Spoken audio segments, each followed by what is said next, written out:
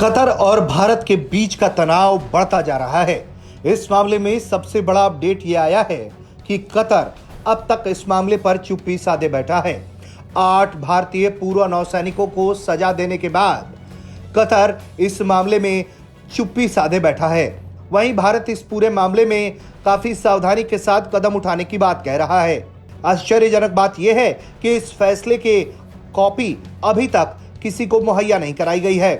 मामले से परिचित लोगों ने कहा है कि कतर की एक अदालत ने 8 जिन पूर्व नौसैनिकों को मौत की सजा सुनाई है, उस सजा के बाद भी भारत फैसले के खिलाफ अपील की अदालत में जाने सहित विभिन्न विकल्पों पर विचार तो कर रहा है, लेकिन अभी तक फैसले की कॉपी ही मुहैया नहीं कराई गई है।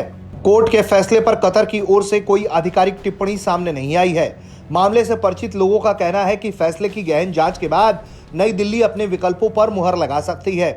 सूत्रों का कहना है कि भारत मामले को कूटनीतिक या राजनीतिक तौर पर भी सुलझाने पर विचार कर रहा है। कतर के अमीर हर साल क्षमादान के अपील के आधार पर कई कैदियों को माफ कर देते हैं।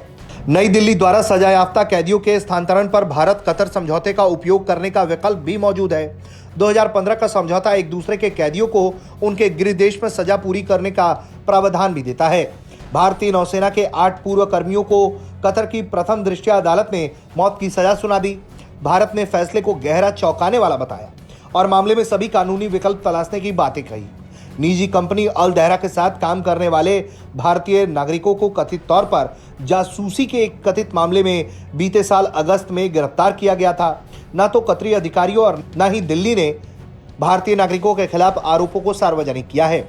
विदेश मंत्रालय का कहना है कि मौत की सजा के फैसले से हम हैरान हैं और विस्तृत फैसले का इंतजार कर रहे हैं। हम परिवार के सदस्यों और कानूनी टीम के संपर्क में हैं। हम सभी कानूनी विकल्प तलाश रहे हैं।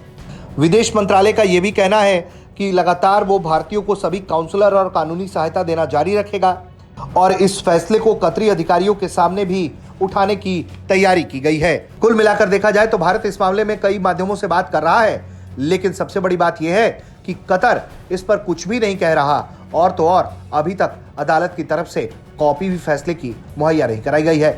ब्यूरो रिपोर्ट, भारत तक।